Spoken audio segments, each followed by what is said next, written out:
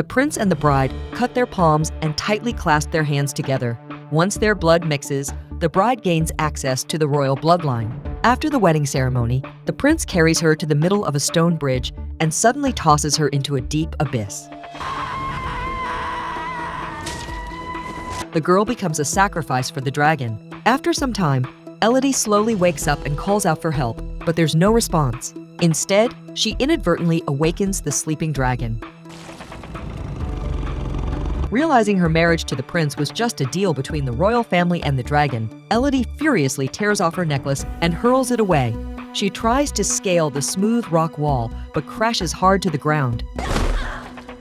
Looking around, she sees a grim reminder of countless others who have been sacrificed here, decorations scattered everywhere.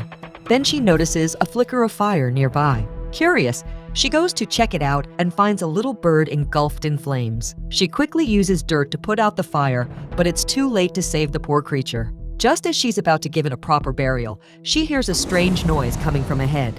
Thousands of burning birds swarm around, flapping wildly like headless flies. Elodie is so terrified that she covers her head and crouches on the ground. Once everything calms down, she looks at the charred birds scattered everywhere, wondering what's going on. Just then, she hears a low growl behind her. Elodie freezes, afraid to breathe. When she turns around, a giant claw swipes at the rocks, and she bolts in the opposite direction. But the dragon spits fire at her. And in a panic, she dives into a cave just in time, though her leg gets burned in the process. The pain is intense, and she cries out. Then she hears the dragon say, "A clever one." Surprised, she realizes it can talk. Seeing that the dragon just rambled on without coming inside, she realizes it definitely can't fit in the cave. She pulls out a dagger and tears off a piece of fabric to bandage her wound. Next, she lights her flashlight using the remaining fire from the ground. The weak light helps her sear for a way out, but the deeper she goes, the narrower the cave becomes. Eventually, she has to crawl on her stomach. The slick walls make it hard, and she slips and falls, her flashlight extinguishing in the dark. After what feels like forever, she slowly stands up and sees a glimmer of light ahead. She moves toward it, but isn't paying attention to her feet. Suddenly, she steps back in fear. After tossing the prince's ring into the abyss for courage, she takes a deep breath and jumps to the other side. In a last-minute save, she stabs her dagger into a rock crevice to avoid falling. With determination, Elodie uses the dagger to pull herself up little by little, finally managing to climb out. The glowing object on the wall turns out to be a bug. Elodie picks one up and, noticing its soft light, gets an idea.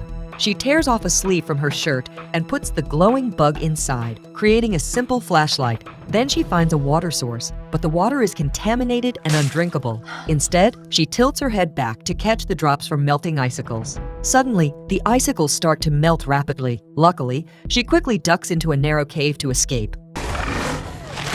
Once the dragon leaves, she notices names carved into the rock, evidence that others have hidden here like her. After a while, she wakes up to find her legs covered in glowing bugs. Grossed out, she pulls them all off, only to be surprised that her burns have healed. To test her theory, she places a bug on her injured arm, and sure enough, the wound begins to heal before her eyes. Next, she spots a map on the wall, indicating that someone had escaped from here before. Filled with hope, she carves her name into the rock and follows the map. Soon, she finds an upward passageway, but sees it's filled with crystal spikes. Just when she thinks she won't be able to climb up, she spots a crown nearby, proof that someone else made it through before. Elodie tears her clothes into strips and wraps them around her hands and feet. Using the crown to grip the crystals, she starts climbing up slowly. Just as she reaches the halfway point, her foot slips, but thankfully, the crown holds firm. However, the crystal can't bear the weight and begins to crack. After a lot of effort, she finally makes it to the top of the passage and sees the exit right in front of her. Filled with excitement, she rushes toward it, only to realize it's perched on the edge of a sheer cliff. Her hope shatters in an instant. Just as despair threatens to consume her, she spots a group of people in the distance. She calls out to them excitedly, but they're too far away to hear her frantic calls. Suddenly, a huge figure lunges toward her, the dragon drawn in by her shouting. Terrified, she quickly backs away. As the dragon readies to unleash its fiery breath, she suddenly hears a man's voice calling her name. The dragon turns to investigate the sound, offering her a fleeting moment to escape. Recognizing her father's voice, she rushes back into the cave, following the sound of his call. Halfway there, Elodie discovers a mysterious place filled with gold, silver, and jewels. And in the center, she sees 3 baby dragon corpses. This sight triggers a memory of an old legend. Centuries ago, a king and his soldiers came here and found 3 newly hatched baby dragons. He ordered them all to be killed. Enraged, the mother dragon unleashed a torrent of fire, turning the soldiers to ashes. But instead of killing the king, it spared him at his pleading, forcing him and his descendants to make sacrifices to her for generations. This was its way of making the king feel the pain of losing loved ones. To avoid sacrificing their own family members, the royals arranged marriages, allowing outsiders to take their place in the offerings. Elodie can't believe the legend is true. Just then, she hears her father calling out again and resumes her search for him. Meanwhile, her father and a few others overestimate their strength. As soon as they enter the chamber, the dragon seizes one of them. The man is violently thrown to the ground, meeting a brutal end. The second one is crushed into ketchup beneath the dragon's claw. Then the dragon unleashes a furious roar directed at Elodie's father. Her father, undaunted by the danger, draws his sword and charges at the dragon. But before he can get close, the dragon wraps its tail around him, hanging him upside down. After the dragon drops him, it demands that he call out for Elodie, who is hiding nearby. Elodie peeks from behind a stone pillar, watching everything unfold. When her father realizes she's still alive, he shouts for her not to come out. Enraged, the dragon swipes at him, knocking him down and piercing his chest with a claw. Elodie hears her father scream, unable to hold back his pain. The dragon, alerted by the noise, heads toward the pillar where Elodie hides. At that moment, a survivor her father brought tries to escape, but accidentally kicks some loose stones, drawing the dragon's attention. Taking advantage of the distraction, Elodie rushes to her father's side. With his last words, he tells her to climb the rope he came down on. Her mother and sister are waiting for her on the ship. As the dragon chases the survivor, she quickly climbs up the rope, escaping just before the dragon's flames reach her. Without a second thought, she mounts the warhorse her father left behind and bolts away.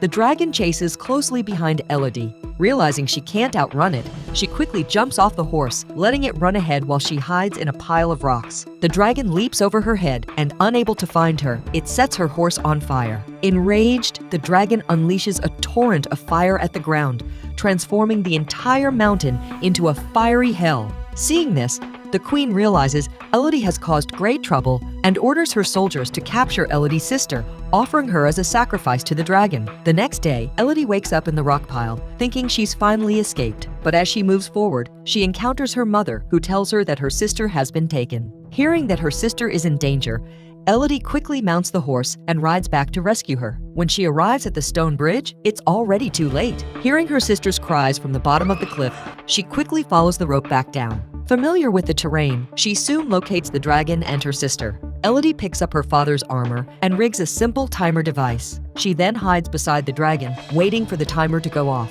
When it beeps, the dragon turns to investigate the noise, giving her the chance to quietly move over to her sister. But just as they're about to escape, the dragon returns. Elodie calls out, "We have both been lied to." "This is the royal family scheme. I'm not even one of them." However, the dragon doesn't believe her. It can smell the royal scent on her. Before Elodie can react, the dragon scorches her with fire again. As she struggles to get up and grab her sword, the dragon pins her down, slashing her side with its claw. Elodie hurriedly pulls out the dagger and stabs fiercely at its eye. In pain, the dragon tosses her aside. Elodie grabs her sword and, taking advantage of the dragon's blurred vision, angrily lunges at it. But the dragon still doesn't believe her and grabs Elodie. In a critical moment, Elodie thrusts her sword through the dragon's claw.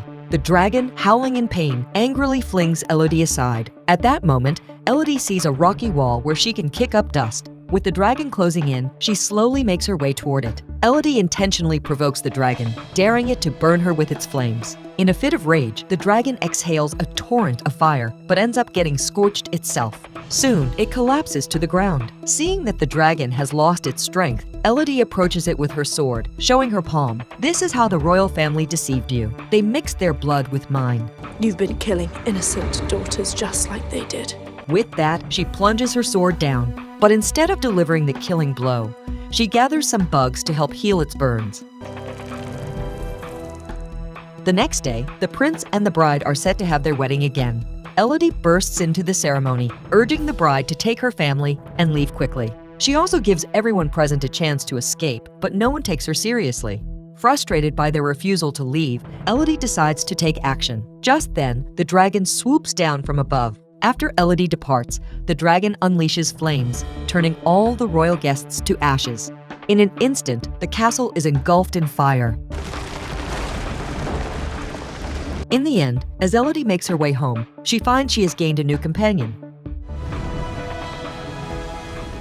The movie is called Damsel, and it's really good, so I highly recommend checking out the original.